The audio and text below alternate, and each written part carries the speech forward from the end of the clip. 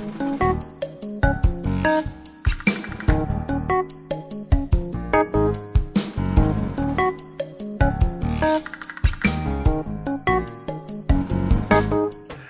and welcome to the Creatively Geeky Show. I'm your host for the evening, Eugene Stevens. Tonight, I'm joined by the usual suspects, Ray and Chris. How are y'all doing? We're good. Tired, but good. We're good. Yeah. First things first, we recorded an episode last month.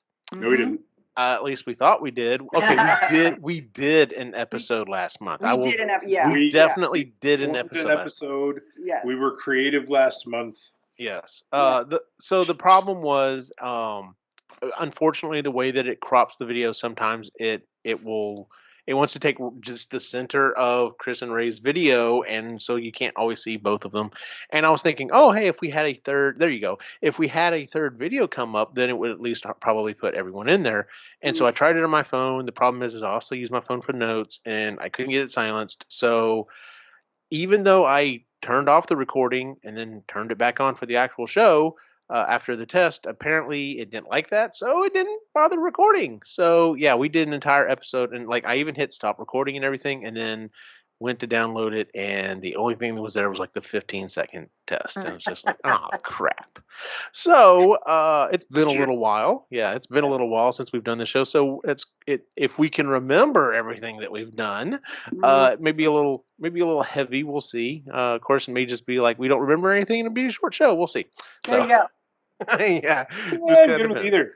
Yeah, either way. So let's go ahead and get right on into it. Talking about what we've been working on. So these are actually the notes from last time. So feel free to add on anything that you can remember that's happened since then. Ray, you said you were going to be able to open the garage door. You did that. Just did that this week. Last weekend. Did. Yes. I did. I finally got the garage door open. So the spring, the torsion spring broke. And I needed to replace it. So I had a replacement for a while, but I was waiting on the bars to tighten the spring. My uncle had some. Her uncle had. So I was able to borrow them from him, and I got that going. And yes, I do have a garage door that opens. Nice. Yeah, because I do remember you said you had ordered the part and they sent you the wrong one or something, and then you were waiting on another one or... Yeah, what they told me that they had when I asked them originally, I went there, showed up, and they were like, "Oh, you need the torsion spring." Yeah, we don't have that. I'm like, asked you if you had it. You said yes, and that's what I'm here for. Yeah. Anyway, so then the guy was able to order one in. It was going to be a week. It was actually going to be a couple of weeks, and then they were able to do it within a couple of days because they tacked it onto a different order. So, okay. Yeah, I was able to get it in, and yeah, it's nice to. It happened on Monday. Yeah, I was able to get it on Monday. It's working now, so. Yep, which is nice. Yes, good deal. Very happy with that. Because we used the barbecue that night because we could actually roll the barbecue out. Yeah. The cheater smoker, as you call it. The cheater smoker. Oh, okay, yeah. No. Yeah. No, I just think it's we're not even gonna do that. I say that lovingly. Like it's like, yeah, you're cheating. I so want to cheat with you. Like, it's like I would so take one of those in a heartbeat. The conversation I had with one of the guys at work, and since we're on a creative podcast, we can talk about this. We were talking about the whole creative process of, I said they call it a cheater smoker up here because down there they take it very seriously. They set up the fire, they do all this stuff, and they make sure it's all good. And now if I just press a button, he's pissed off. But I like it. It's easy to use. Heck yeah. It's our wood oven for outdoors. Yeah. Nice. It's funny. So I've been. I spent a couple. Actually, earlier this week, I spent a couple of days out at my grandmother's house at lunchtime. She's not in the best health, so we've been trying to get like Ring camera set up, and like we got the doorbell to sip off of the Wi-Fi from my aunt's house, who lives like maybe 15 yards away from her. Like house is very close. Anyway, but the camera inside we couldn't get going, and we've been going back and forth with the internet company and blah blah blah. And anyway, so we're sitting there and we're watching the Cooking Channel or Food Network, one of those or whatever. And this guy is specifically focused on barbecue. That's why I thought about it, because you brought it up. And he was taking pulled pork, and he had noodles, and he had marinara, and he added like his, I don't know exactly what it was. It was like his dry rub to the marinara, and then mixed in pulled pork into spaghetti noodles. And he's like, I wouldn't know that this was marinara if I hadn't already known or whatever. He's like, because it tastes very barbecue saucy. Yeah. And I'm just like, I would try the hell out of that. That looks fantastic. So something I would have never come up with. Do that with a pulled chicken. You could do. Yeah, that'd be good. That would be good. Mm-hmm. So, Chris, you had finished Ravenclaw blanket. Nope. Finish all series blanket. Nope. New blanket idea. Nope. Print out sweater plan. Oh, I did not do anything. No, I did do though. What did you do? Because my store. Because, can I go get it? Get what? Oh, what did you do? Never mind. Calm yourself. I got excited. Explain myself. So on the show that unfortunately didn't get recorded, I had said that my Etsy shop got flagged for intellectual property infringement. That's right. So it got shut down, and that's fine. I think my time is up now. I think it's been 45 days. And so in this time, I've been trying to figure out what I want to do with the blankets. Mm-hmm. And so I've just kind of paused on all of that. So the Ravenclaw blanket is about halfway done. And the series blanket that I was doing is kind of like an alumni blanket. It's got one color house done. Because I'm still trying to figure out if I want to go back to Etsy, because Etsy just upped their fees now, like the percentage that they take off, they've upped by like 1.5% or something like that. And when you're not selling very expensive things, it eats up your profits. Yes, it does. Yes.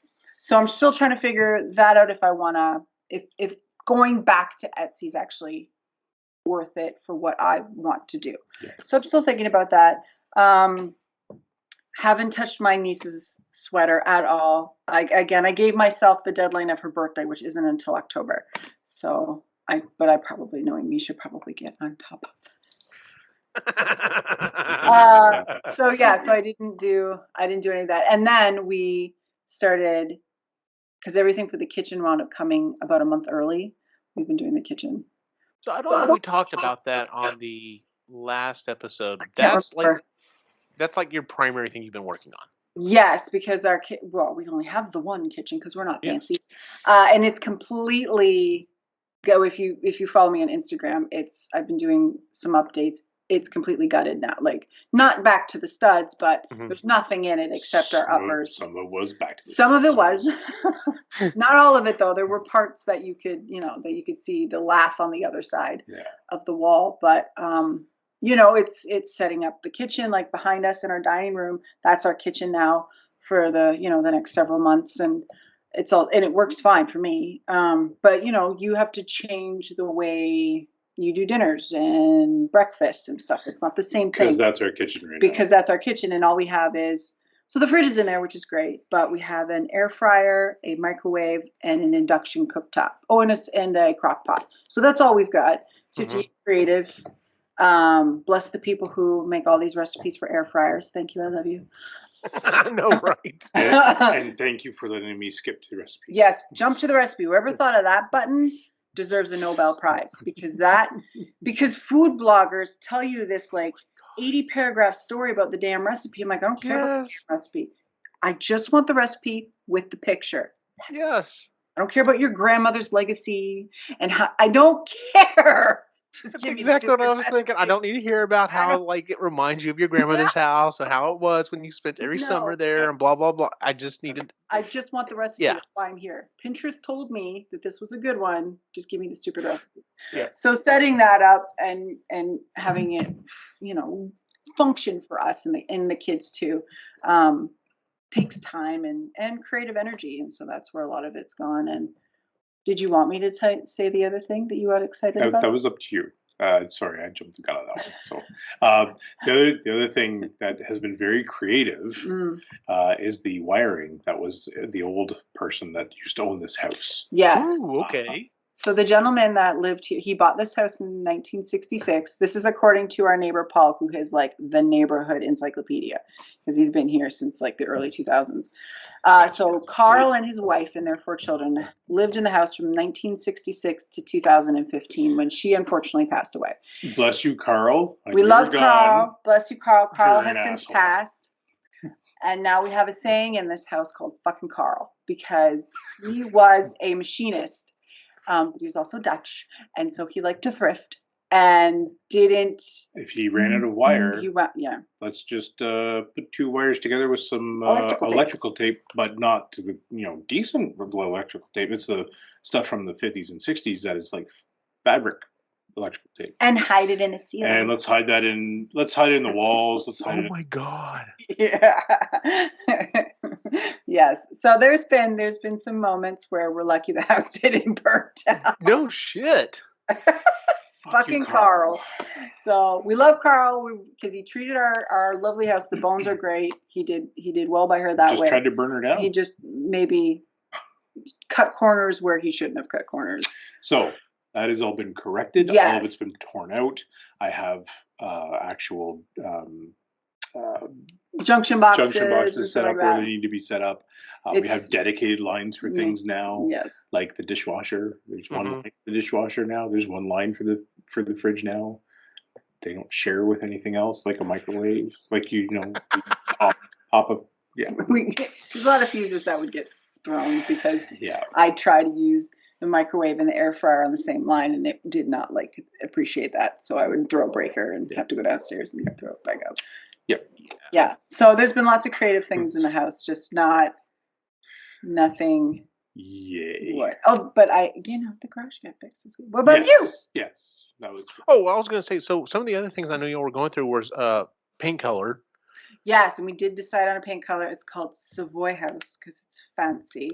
The thing with the kitchen, what we're trying to do, which is also a creative endeavor, is with the house in general. Yes, so we're trying to do a jewel box. We're trying to do so. It's a Victorian. All the original trim is still here, which is amazing.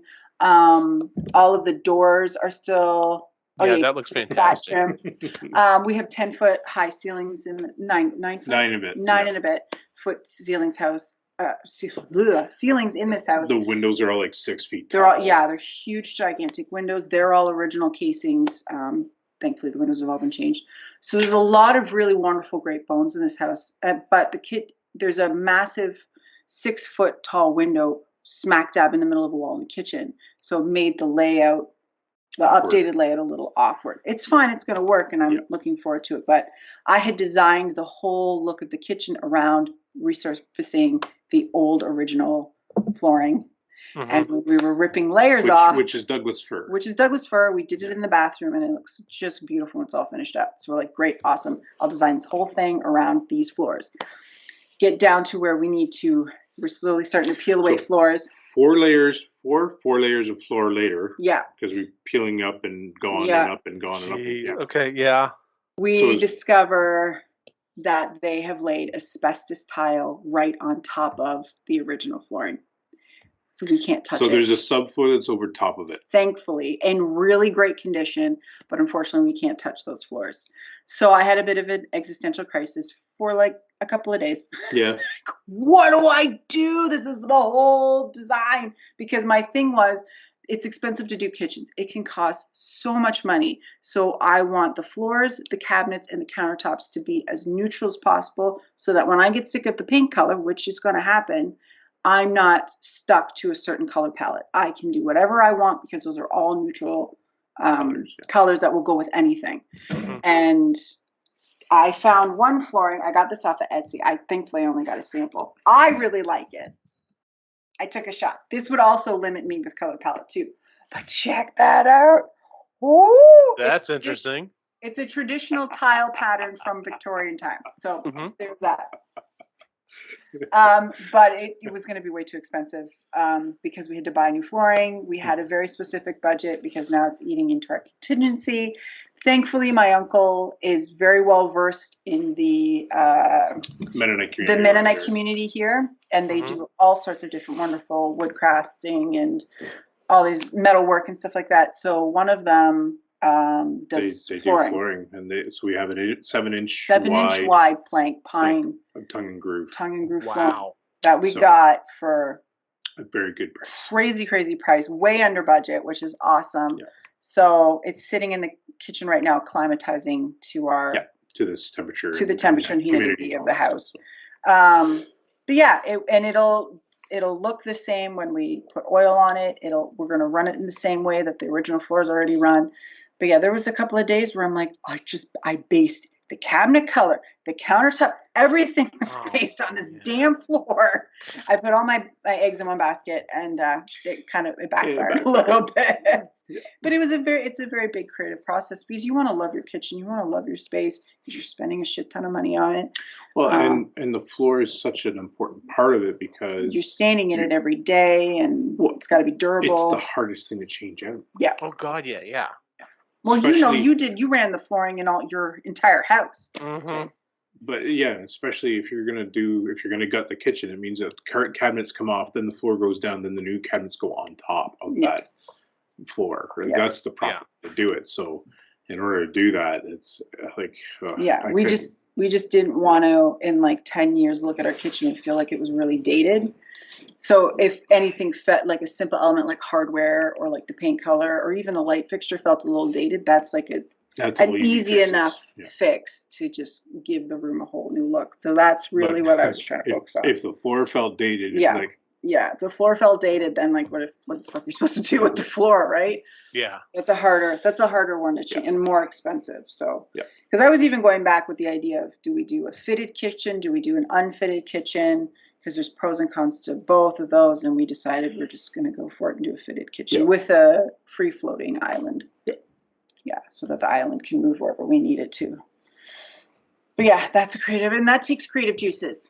Yes, it does. It does. And then when you put a picture on Instagram and say, are you team take the plaster off and expose the brick, or team me and keep it on, and you lose horribly, nobody picked my side to keep the plaster. Just an update there. It's covered. Drywall. There's drywall over the brick now. Because my other thing was, like, if I don't like it, if we realize we get the whole kitchen done, expose the brick, the whole 9 yards, and we look at it and we're like, I don't like it in here. There's only going to be one person that didn't like it. It was going to be me. But I spend the most time in the kitchen. So if I'm looking at this and it's like, no. Whereas if I live with it for a little bit and it's like, okay, So when Logan moves out officially, and then she has her own place, I get to expose the brick up there, and I've got plans for it. That's going to be kind of my art room / spare room. Mm-hmm. And if Chris likes the brick at that point and lives with it enough, then we can expose the brick. So that'll be long enough. That'll be okay with tearing into this drywall and plaster. And tearing into 120-year-old plaster is not the funnest thing to do. Yeah, I bet. It's a bit delicate, and not all at the same time, because it's hardened so much it's like fucking cement. It is. It's literally cement in spots. Yeah. But in other spots, it's gone. Oh, it's dust. Yeah. In other areas. But I have figured out how to fix lath and plaster. Yes, you have. And that was actually a fun creative process, where you take a 3/16 drill bit but you do a masonry bit. Okay. So if you have a crack and it's kind of hanging down, or if it's in the ceiling and it's hanging down, you take this masonry bit, 3/16, and you drill about an inch away, inch and a half away from where the crack is, and you drill up and into the plaster and make sure you're hitting lath all the way through. But you don't go through the lath. You just have to hit the lath. Mm-hmm. Then you spray an adhesive. They have this cement adhesive that you can prep an area, so it helps bond the glue to the wood of the lath, and as well as the new plaster and the old plaster. It helps adhere all of that. Thank you. Mm-hmm. Anyway, so after you do all of that, then you get a caulking gun, and you put in enough to kind of fill in the gaps in behind, so that you're going to attach it to all the lath. And then once that's done, you got to screw You get these screws with like a backing on it, and it kind of sits all of, like, so that you actually sink it back up to where it's supposed to be. Leave it for a day, take all the screws out, and then put a skim coat over top of it, and it looks like new plaster all over again. Yeah.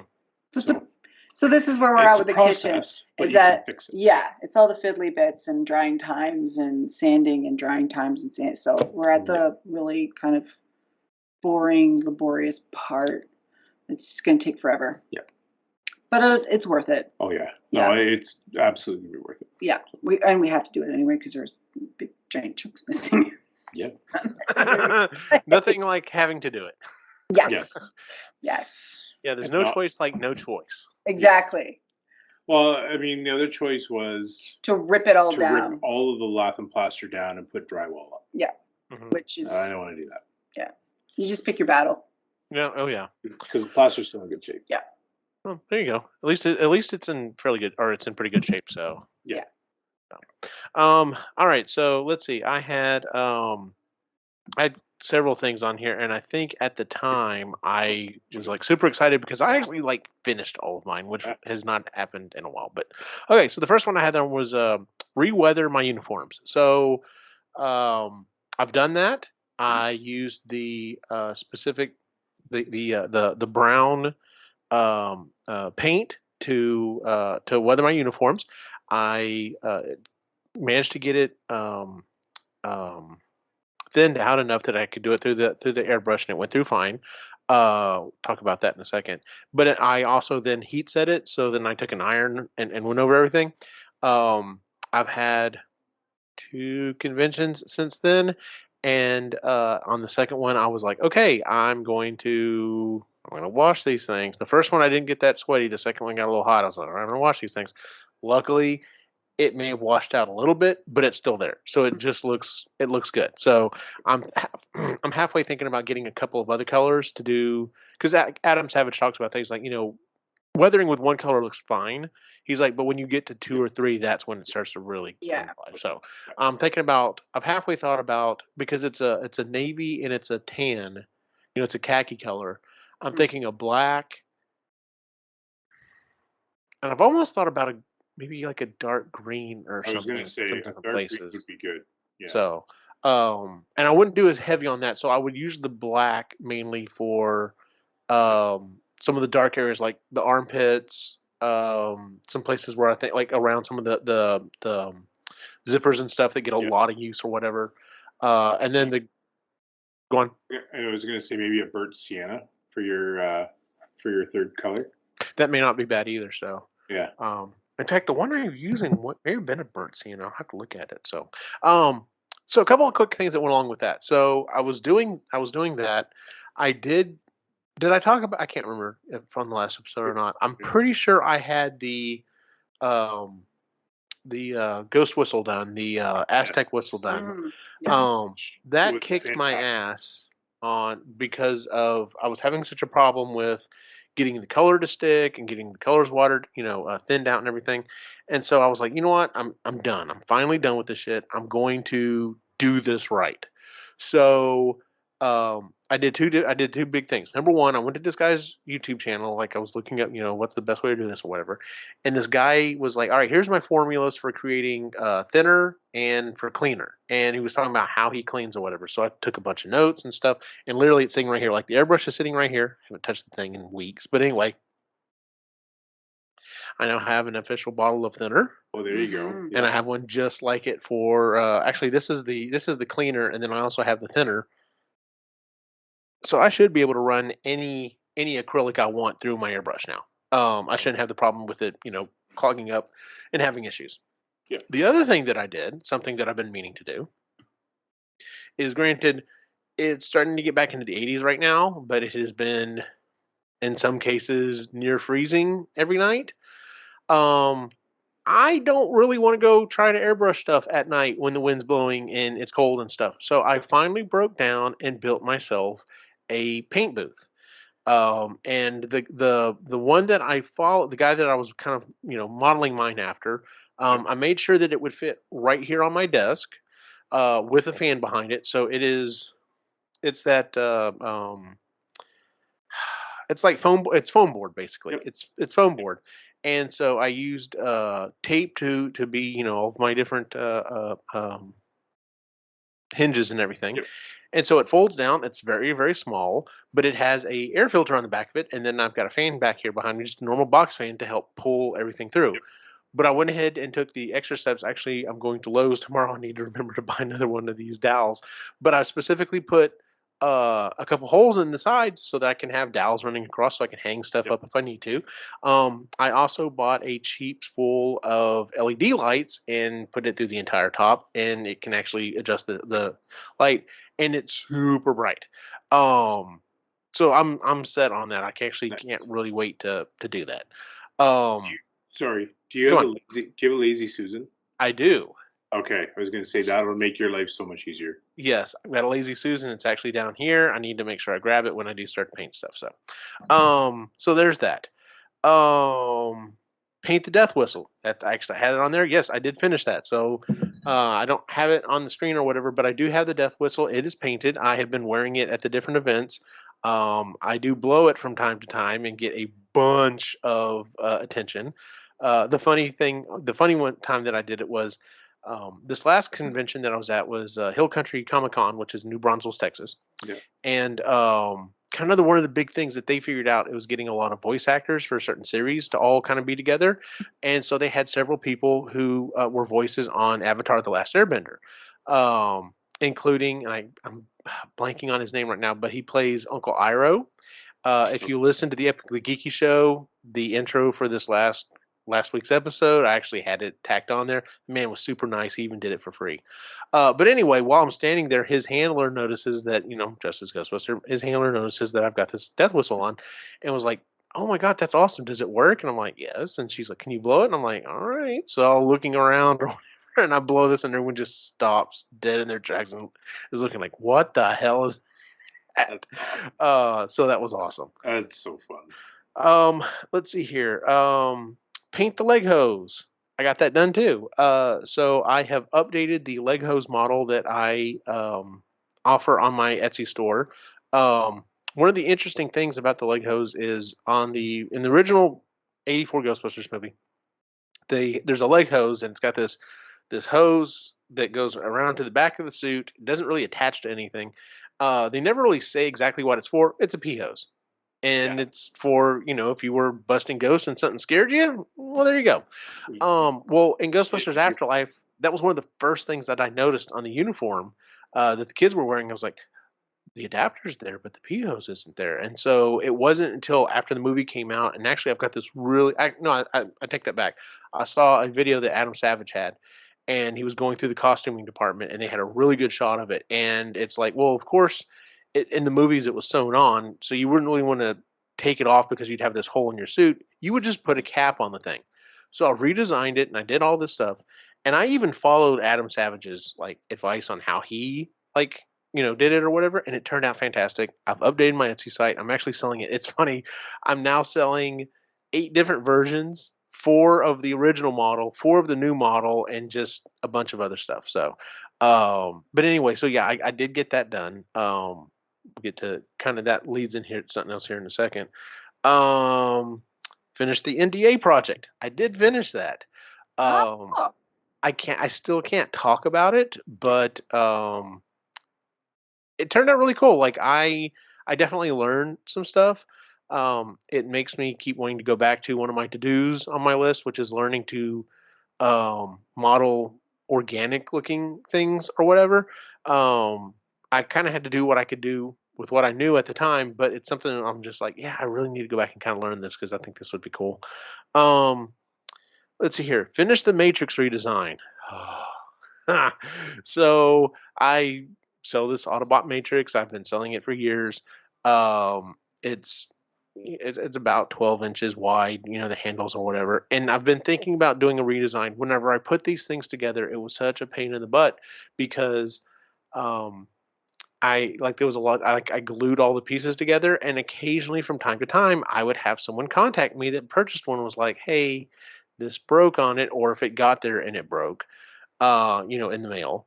they were like, "Hey, is there any way you could fix this?" So they'd have to ship it back to me, and then I'd have to be very careful, but I'd have to use stuff, solvent to get the glue off so I can fix whatever needs to be fixed and blah, blah, blah. I've been wanting to redo this thing using screws, and so I did. Um, in that process, I have learned what and how to use taps, and it's changed my life. It's fantastic. Something I'll talk about here in just a second. But anyway, so I've learned to use taps. That's been a big thing. I wish I had one here in front of me I could show you. But anyway, um, so I was kind of pressured to get it done as quickly as I could because I had a guy. He's a former customer, I guess still technically a current customer, that was going to a big Transformers convention in Los Angeles and was offering to like demonstrate it and sell it for me. And so I sent I was like, well, tell you what, I'm gonna have to bump up the price anyway, but tell you what, I'll print some little flyers up and I'll put a special code on there, and if they use it, you get $5 off. It'll be fine. And so I sent it to him, and so this is literally the first one of the new version that I've put together. I send it to him, and he gets it and goes, "Yeah." So it looks like they, drop kicked it from here to there. And I'm just like, son of a bitch. So I'm like, okay, let me see if I can put another one together. So I was trying to put another one together. I got it in the mail. And then it tells me that it's not going to get in there until Friday. Well, he's leaving Friday morning. And I'm like, well, crap. Luckily, it did get there in time. He took it to this big convention or whatever. And he texted me Saturday morning like it's, I don't know, the convention's maybe only been going for 3 or 4 hours. And he's like, I'm out of flyers. Like everyone loves this thing. And I'm like, okay. Um, in fact, this guy who has a YouTube channel actually came by and he did a demonstration on it and even like pointed out all the different things. He's like, yeah, he made the finger holes larger so you can actually like grab onto it as an adult person, and everything's done with screws, and it's got a USB port on the bottom of it that powers it, blah, blah. And I'm just like, man, I need to hire this guy if I could. Um, but anyway, so I've been making these things, and literally I just got the last 8 in the mail today, and I've been working on them for like a week and a half. It's just been this is all I've been doing is going to work, which has been insane, and then coming home and working on matrices. That's all I've been able to do for the last like week and a half. So, um, but anyway, so yeah, I got the matrix redesign, which was awesome. Uh, let's see here, redid my Etsy site, so that was fun. Nice. I did go through and I did everything that I said I was going to do. I rewrote everything. And the pictures that I took, what's funny is I initially took a white sheet and hung it in our kitchen, and then had some decent lights on it. And I took Christy's good camera. I took pictures of everything. I planned out what I want all the pictures, like all the information to say. So, like, if you go to my Etsy store, it shows the Autobot Matrix Leadership. And then as you start going through the pictures, like it actually says, this is how big it is. It has the measurement on there. And it points out all the different things. And, like every single slide gives, not only is a picture, but it also gives information. Yeah. And then the last slide literally says, please read description before you purchase to make sure you got everything. And I did that with all 4 things that I'm currently offering. And I haven't had any stupid questions or complaints yet, which has been really nice. The thing, I made one last minute change on the stuff. I ended up changing the color of one little thing. There are these parts that kind of stick off part of the shell that I've always just kind of printed all together. And I was like, you know what? Those really should be a different color. I'm going to go ahead and change that. So I went back and changed it. I was like, well, crap, I got to redo the pictures. Guess what my paint booth came in really handy for, because it's got a solid white background and it's got really good LED lights on it. So picture time. Yeah. Heck yeah. So I even redid some of the pictures, as it were. Nice. And then one of the last things I've done, and this kind of all rolls in together, was as I'm printing this stuff, I've only got so much time and stuff that I can use my big printer that has the glass build plate. So everything that prints on it literally is like a glass finish. It's super smooth. This is the build plate for my other 3D printers, and it's a plexiglass, and you have to put a build plate, or you have to put build tape on it. Now, some people will cheap out and just use like blue painter's tape, which is fine, but after a while it does come up. I was buying the Dremel, the actual official Dremel plates that go on it or whatever, and for the most part, like I could because this thing prints completely flat there, I basically would have to take um, a mallet and like a painter's blade and like try to slowly, chisel it up to make sure I don't break anything, and then it comes up okay. I finally got fed up with it. I was tired of buying these different plates. So I went online and I'm part of this group, and someone was like, "Oh yeah, I know Dremel doesn't actually make these, but you can buy this other version and cut it down. It works." So this is the new build plate that I have. I finally bought one for both of them, and it's magnetic. So it's got a magnetic base that like basically just big sticker on it. Yep. And then it's got the build plate on it. Yep. And the thing that I love about this is I just flexible. flex it and pull it right off. No more chiseling. I am so excited about this. Nice. This is one of those things that like this is probably hands down the best advancement I've done on those printers since I've had them. And it's one of those things that's like if I could have figured this out, or if someone had tipped me off to this like a while ago, I would have done this so long ago. Oh my god, this is one of the best things ever. And then it just snaps back on. If I want to clean off the build plate, I can. If not, I just use the remaining glue that's on it and keep going. So super happy with it. So That's awesome. we're kind of I wanted to move away from having a scheduled topic. Mm-hmm. And we talked about this last time. Mm-hmm. So what I was just going to kind of throw out though is, like I said, I have had multiple matrices to build and get taken and get done with. It doesn't necessarily have to be something you're building to sell or whatever, but I just wanted to talk about how do you push through, and you kind of mentioned it earlier with the you know slowly but surely chugging away, at the in the kitchen. How do you push through that? Just you've got to get it done.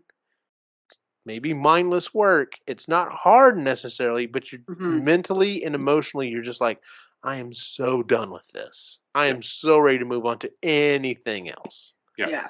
So, what do y'all do to get through that? So for me, I actually take a couple of days. Yeah. I need time. If I'm at that point where it's Yeah. like, if I see this one more day, I'm going to scream. I take a couple days off of it Yeah. because Okay. that's me saying that like I'm getting that signal of I need a break from this, and so you take a break. It's a And creative burnout. yeah, Yeah.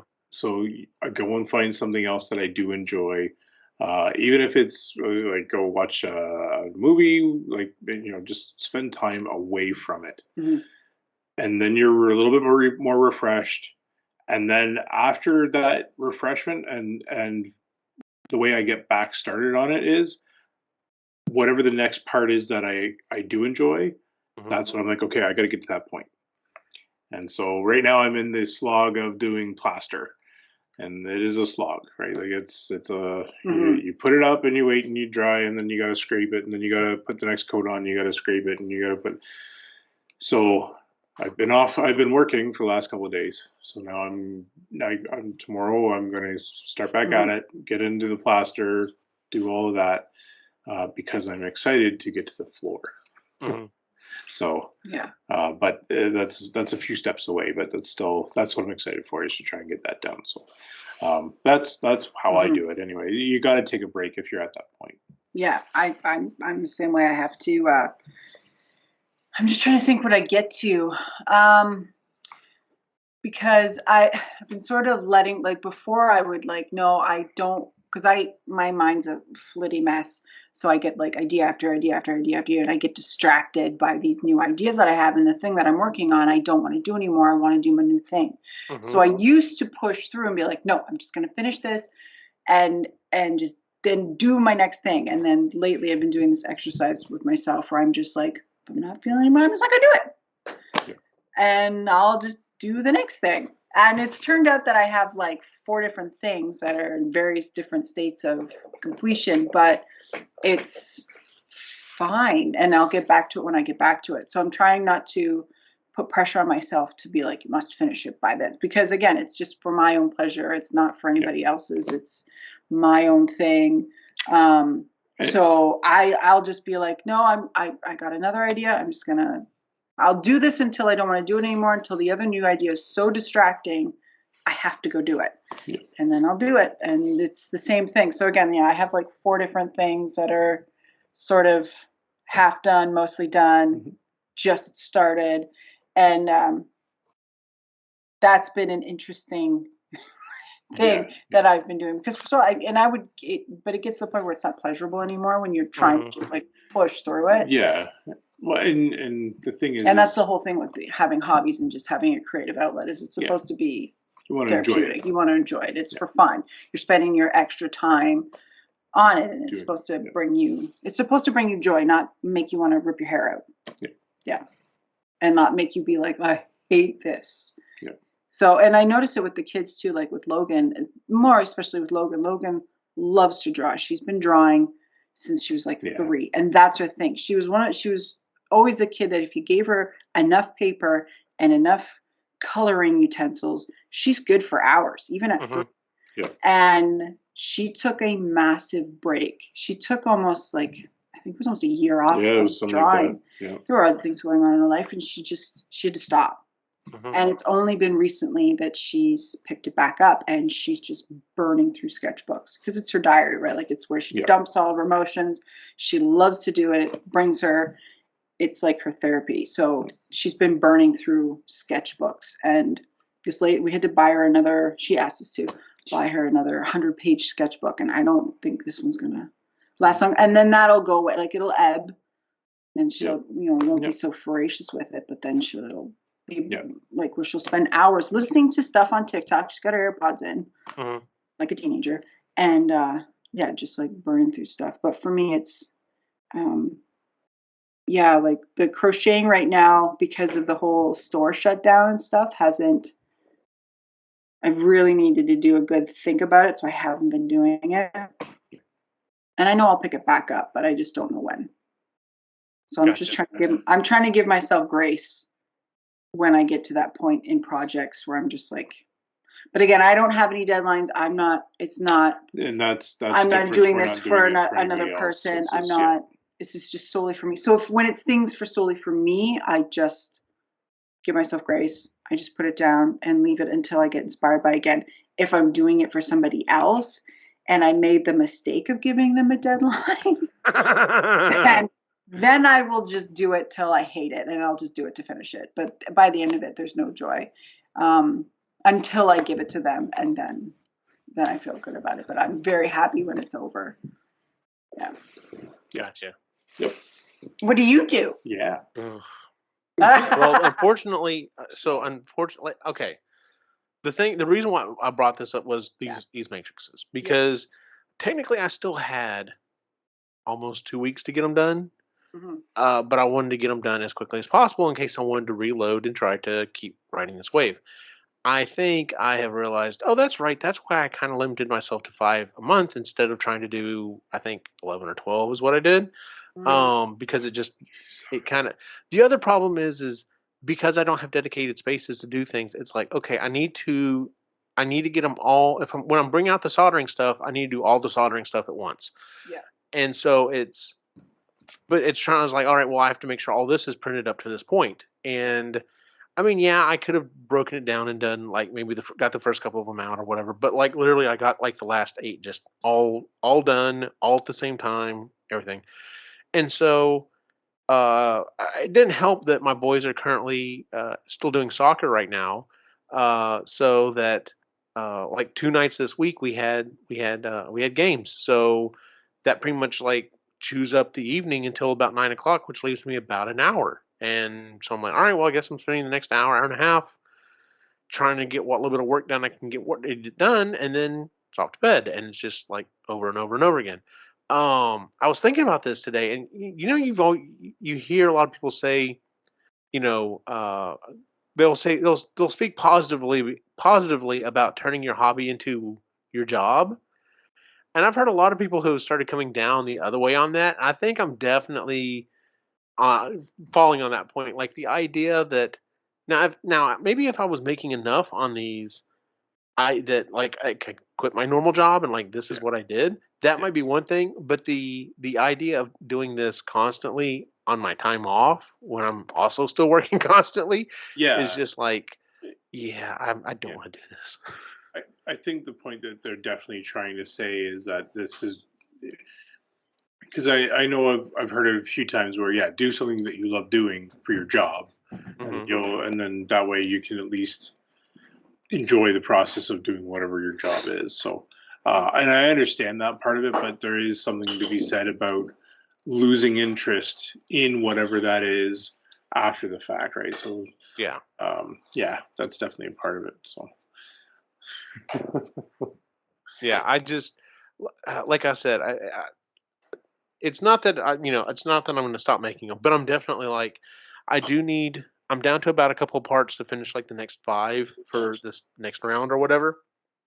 And part of me is just like, well, I could go ahead and post them on Monday, and just kind of have to catch up because I've given myself like 4 weeks to get them done. And part of me is like, maybe I'll just get them all done first. Maybe I'll just let that take the time that it takes because it takes about 18 hours to print each one of the handles. Maybe yeah. I'll just let those finish first, and if it's not this week, maybe it's next week. Oh well. Because the other thing was, so I had spring break last week, and I stupidly thought I was going to get several things done, and like I said, I had all these matrices sold, so I was focusing on that. I was trying to take care of other stuff around the house. I was trying to spend time with the wife and the kids, and I didn't even begin to touch some of the stuff. Like it was on my to-do list to paint Baby Yoda. He hadn't been touched. Oh, Baby Yoda. Yeah. I was going to, because I was like, I need something to practice my new, with my new airbrushing stuff. I was like, it'd be perfect. I could practice on him. Yeah, that didn't happen. Um,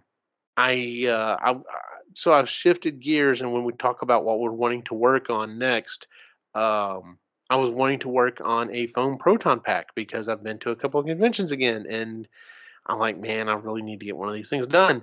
And so I was like, all right, here's the plans. Like, there's a guy on YouTube that specifically went through and did templates for free, and you basically just take the foam and cut it out, and here they are. They're printed Oh, out. wow. Wow. I haven't touched them yet. So I did like some of the parts. I'm going to 3D print on the resin printer. The files are ready. I've got them set up. Yeah.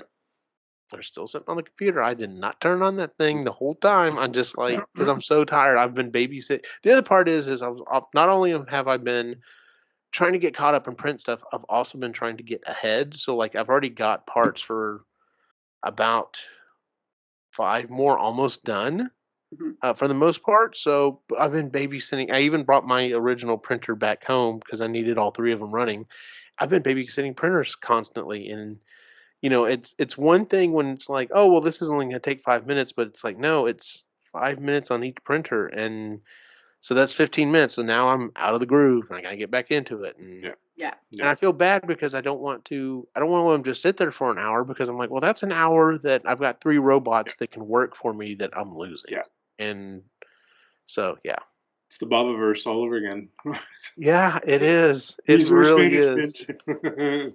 So, that was something I was going to say when y'all were originally talking. When y'all were talking about uh, what's the man's name? Damn, what?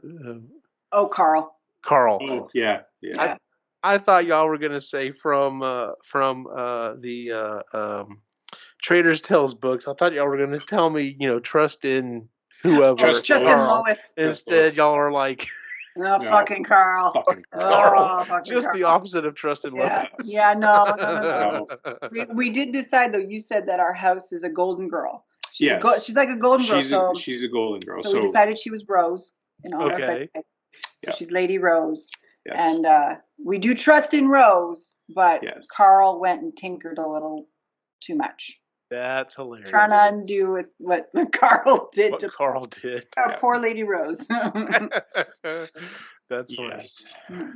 Well, was there anything else I want to add to that, or should we again move on to what we're planning on working on? I think with just you feel because creative juice. I feel like those those writers and those people who are successful at what they do are just like you got to do it every day, even though you don't want to. It's just like That works for them. It's great for you, but like I have a certain limited amount of creativity that I got, and once that's kind of empty, I don't want to do the thing anymore because it's not that drive, that motivation, that desire is just not there right now. I know it's going to come back.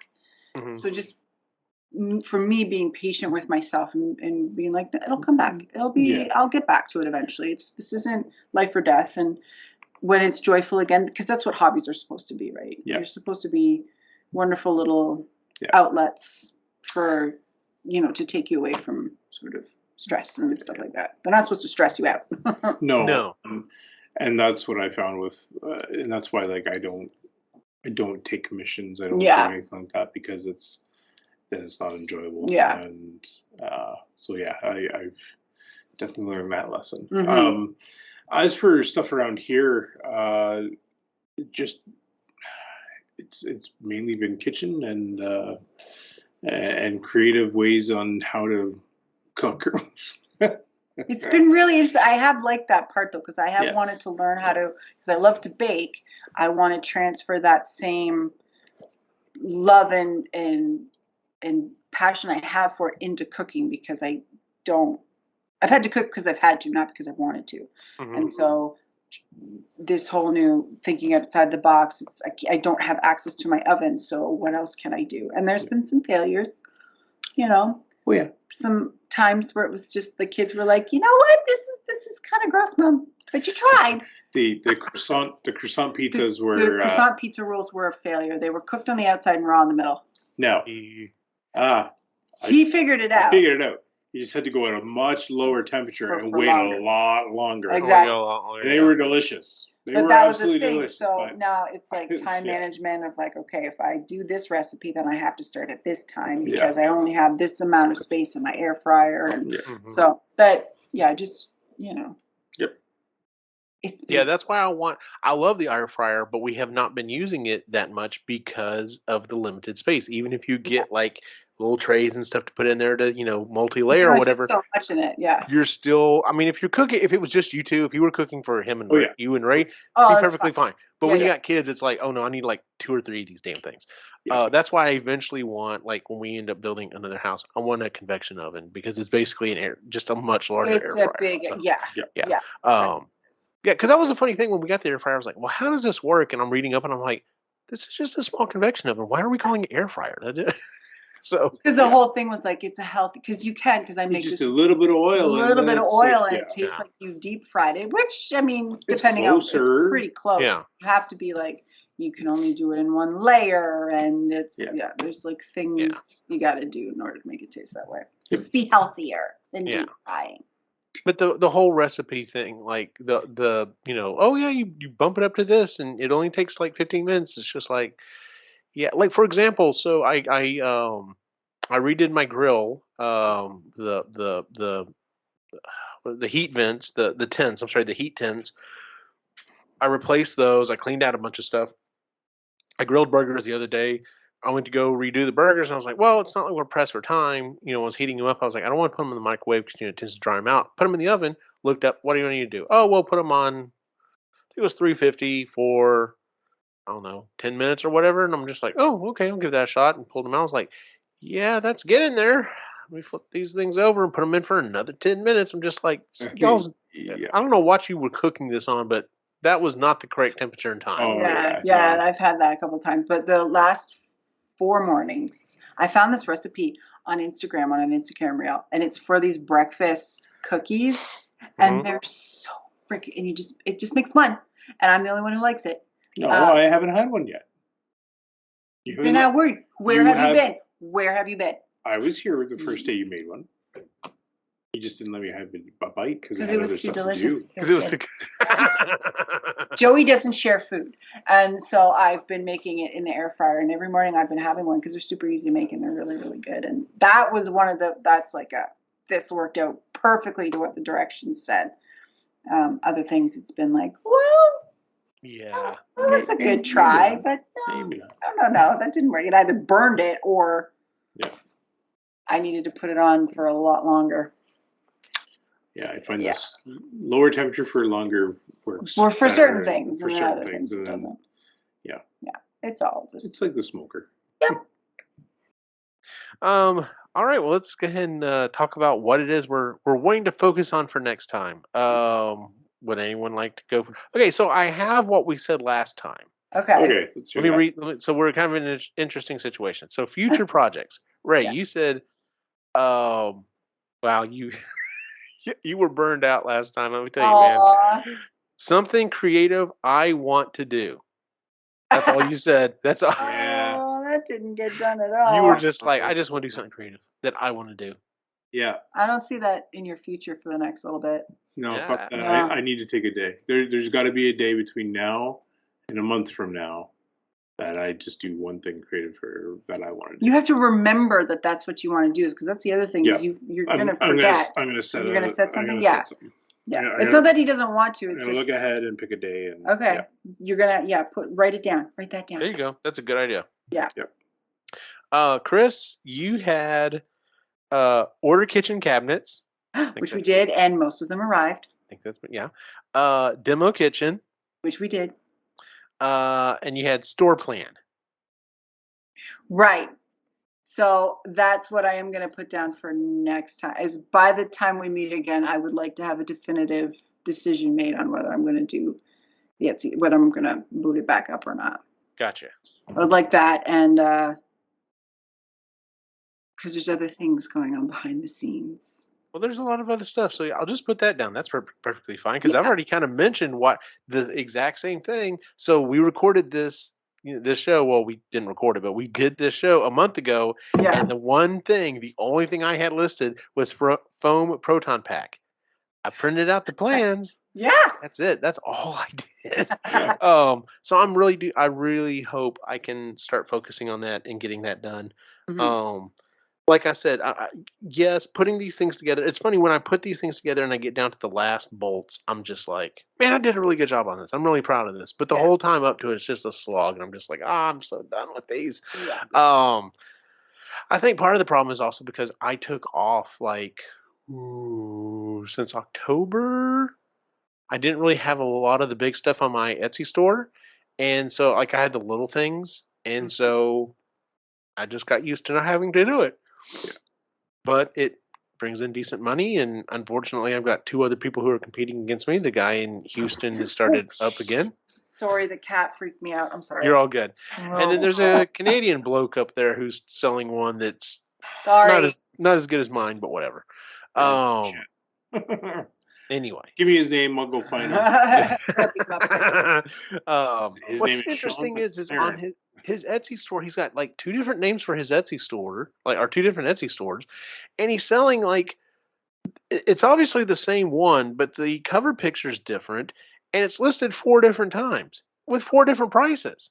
And I'm just like, what the hell's going on here? So the guy Carl, that's funny. The guy that I've been dealing with, his name's Carl. Fucking Carl. Carl was like, yeah. He said his wife's in one of the chats or whatever, or on one of the Facebook groups or whatever, just trying to oh yeah, that looks a lot like the one my husband makes, and this, that, and the other. And he's like, yeah, I've already heard the printing on this guy's isn't as good, and it doesn't do as much stuff, and blah blah blah. So anyway, but I'm just like, if you want to stir the pot, ask her why is it listed 4 times at 4 different prices in 2 different Etsy stores. That's messy. That looks unprofessional when you do stuff like that. That's not cool. Yeah. Yeah. So anyway, it looks like you're not like you're a shady seller. Yeah, that's kind of what I thought too. Because I'm like, so if it's listed on 2 different stores, or if it's listed different ways, and you list multiple copies of it, because I think there's 5 copies, does that mean if you sell one of them, are you going to increment the other 3 down as well? Because they're all really pointing at the 5 that you got. Anyway, whatever. Mm-hmm.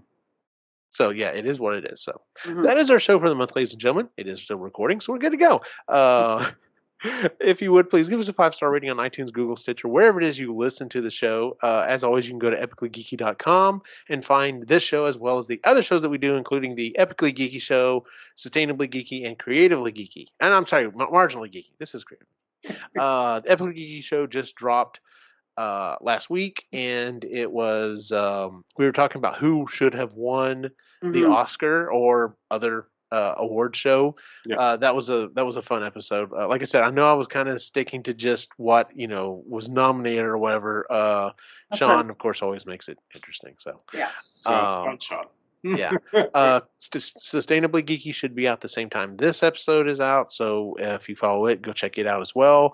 And we'll be recording Marginally Geeky next week. So another episode of that coming up soon.